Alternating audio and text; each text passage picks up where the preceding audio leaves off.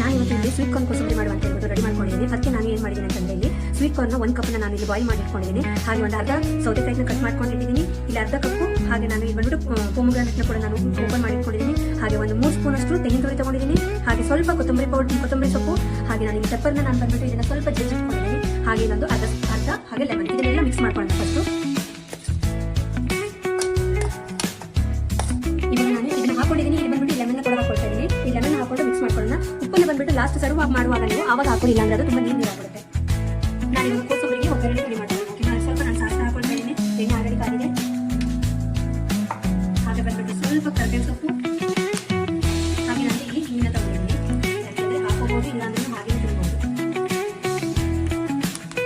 ಈ ಒಗ್ಗರಣೆ ನಾನು ಇದಕ್ಕೆ ಹಾಕೊಂಡು ಮಿಕ್ಸ್ ಮಾಡ್ಕೊಳ್ತೀನಿ. ನೀವು ಕೂಡ ಮನೆಯಲ್ಲಿ ಟ್ರೈ ಮಾಡಬಹುದು. ತುಂಬಾನೇ ಹೆಲ್ದಿ, ತುಂಬಾನೇ ಈಸಿ, ಫಾಸ್ಟ್ ಆಗಿ ಮಾಡ್ಕೋಬಹುದು. ಅರ್ಜೆಂಟ್ ಆಗಿ ಎಲ್ಲಿಗಾದ್ರೂ ಹೋಗ್ಬೇಕು ಅಂದ್ರೆ ನೀವು ಮಾಡ್ಕೊಂಡು ಬಾಕ್ಸಿಗೆ ಹಾಕೊಂಡ್ರೆ ಇದನ್ನು ನೀವು ಬ್ರೇಕ್ಫಾಸ್ಟ್ ಅಲ್ಲೂ ತಿನ್ಬಹುದು ನೋಡಿ. ಓಕೆನಾ?